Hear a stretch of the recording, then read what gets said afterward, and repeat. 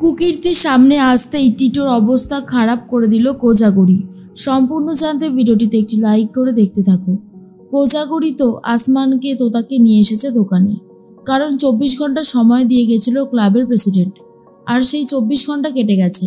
এরপর কোজাগরি বলে, দাদা আমরা জানি যে আপনি আমাদেরকে সময় দিয়ে গেছিলেন মাত্র 24 ঘন্টা, কিন্তু 24 ঘন্টার মধ্যে যে আমি কোনো ব্যবস্থা করতে পারিনি, আর যদি ব্যবস্থা করতে নাই পারি তাহলে কি এবারে আমাকে উঠে যেতে হবে?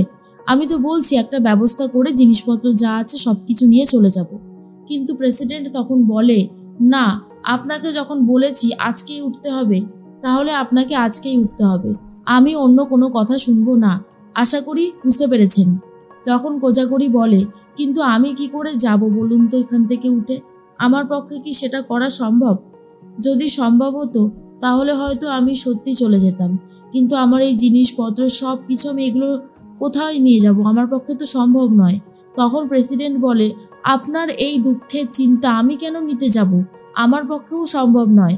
আমি এই জমির মালিকের সাথে কথা বলেছি, তিনি এখনই চাইছেন আপনাকে উঠিয়ে দিতে, ব্যাস। আর যখন তিনি চাইছেন তখন তো আর কোনো কথাই থাকে না। আসমান বলে, এই হোটেলটা কোজাগরি ম্যাডাম খুব কষ্ট করে একটু একটু করে আজকে এই জায়গায় নিয়ে এসেছে। এইটুকু সময় যদি না পায় একটা হোটেল সরানো কি মুখের কথা? আর আপনি বা জমির মালিকের ফোন নম্বরটা দিচ্ছেন না কেন? যদি আমরা কথা বলে কোনো ব্যবস্থা করতে পারি তাহলেও তো হয়। আপনি এর মধ্যে থেকে সরে যান। তখন প্রেসিডেন্ট বলে, কেন? আমিই তো ওনাকে এই ব্যবস্থাটা করে দিয়েছি, আর এখন উনি আমার ওপর থেকে গিয়ে সব কিছু করবে? সেটা তো হবে না। আসমান তখন বলে, আপনি বড্ড বেশি কথা বলছেন। একটা প্রবলেম সলিউশন রয়েছে, আপনি শুনতেই চাইছেন না। তোতা বলে, শুনবে কি করে? ওনারা তো নাছর বান্দা। যেই দেখেছে হোটেলটা একটু একটু করে বড় হয়েছে, সেই এখন আমার মাকে এখান থেকে উঠিয়ে দিতে এসেছে। কিন্তু যখন এই হোটেলটা ছোট ছিল তখন তো দেখেনি কম স্ট্রাগল কি আমার মা করেছে? প্রেসিডেন্ট বলে, এই শোনো, আমার সাথে না এইভাবে কেউ কথা বলে না, তাই তোমরাও এভাবে কথা বলবে না, আমি সেটা মেনে নিতে পারছি না। কোজাগরি বলে, চুপ করো চুপ করো, সবাই মাথা গরম করলে হবে না, একটু ঠান্ডা হয়েও কথা বলতে হবে। তোতা বলে, মা ঠান্ডা হয়ে তো অনেকক্ষণ ধরেই কথা বলছো, লাভের লাভ কি কিছু হয়েছে? হয়নি তো, উল্টে সমস্যা বেড়েছে। কাকা দাদু বলে, একজন ভদ্র মহিলার সাথে কি করে ব্যবহার করবেন সেটা জানেন না, আবার এসেছে বড় বড় কথা বলতে। এর মধ্যে গাছের ফাঁকা থেকে টিটো লুকিয়ে লুকিয়ে দেখতে থাকে আর বলে, বেশ হয়েছে, সংসার না করে হোটেল সামলাবে তাই না? দেখো কেমন লাগে। এর মধ্যেই কোজাগরি বলে, আপনি আমার জিনিসপত্র ফেলে দিতে পারেন না দাদা, আমি কিন্তু বারবার আপনাকে বলছি। তখনই প্রেসিডেন্ট আর সবাই বলে, আজ তো হোটেল ভাঙবই, আর এই হোটেল যদি না ভাঙে আপনার বড় ছেলে বলেছে আমাদের বিভিন্ন কেসে ফাঁসিয়ে দিতে পারে, সেটা তো আমি হতে দিতে পারি না, তাই না? কথাটা শোনার পরেই সবাই রীতিমতো চমকে যায়।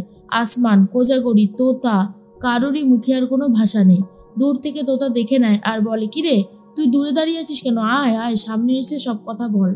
মা তুমি দেখেছো তো, আমার শাশুড়ি মা একদম ঠিক কথাই বলেছিল যে আমার দাদাই এই কাজটা করতে পারে। তুমি তো তখন বিশ্বাস করোনি, আশা করি তুমি এবার বিশ্বাস করবে যে তুমি তোমার ছেলেকে মানুষ করতে পারলে না মা, সেটাই ভেবে খারাপ লাগছে, একটা অমানুষ তৈরি হয়েছে। তখনই টিটো বলেই, তোতা মুখ সামলে কথা বল। তোতা বলে, অনেক মুখ সামলে কথা বলেছি রে দাদাভাই, তোর এই কুকীর্তিটা দেখার পর আর পারলাম না মুখ সামলে কথা বলতে।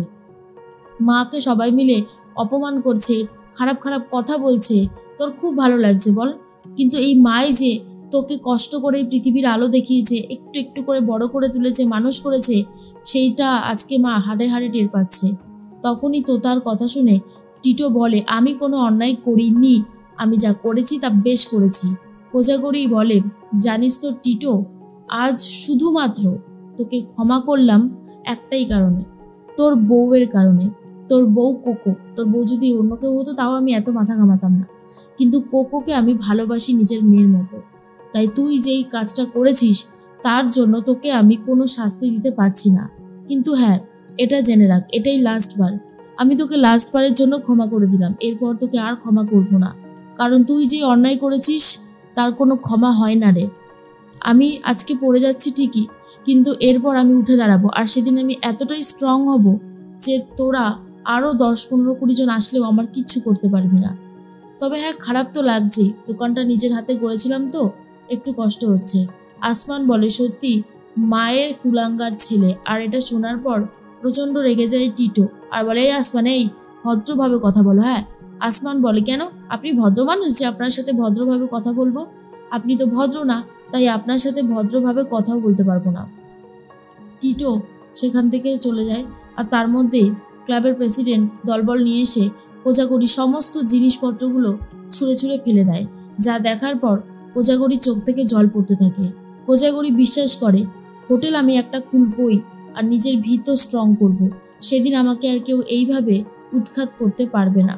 আমি নিজের পায়ে দাঁড়িয়েছি যখন, আরও বেশি করে আমি নিজের সমস্ত জিনিসপত্রগুলোকে সাজিয়ে নেব। এর মধ্যেই বাড়িতে চলে গেছে টিটো। সবাই মিলে চা খাচ্ছিল। কোকো চা দেয়। টিটো বলে, পিসিমণি, তোমার বৌদির অবস্থা তো দেখলাম খুবই খারাপ।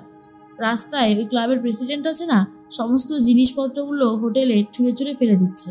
ভাবতেও অবাক লাগে, কার না কার জমি দখল করে বসেছিল, আচ্ছা মতন শিক্ষা হয়েছে। কোকো বলে, তুমি কিছু করনি তো? টিটো বলে, আমি কি করব? এই কোকো, তুই সবসময় আমাকে ইনসাল্ট করিস কেন রে? কোকো বলে, ইনসাল্ট করতে কে চায় বলো? তুমি যে আগে কাজকর্মগুলো করেছো সেটা তো সবাই আমরা জানি, তাই বললাম আর কি। তখনই ঠাম্মি বলে, বৌমারি বা কি দরকার ছিল এই বয়সে ওখানে গিয়ে হোটেল করার? কোনো দরকার ছিল?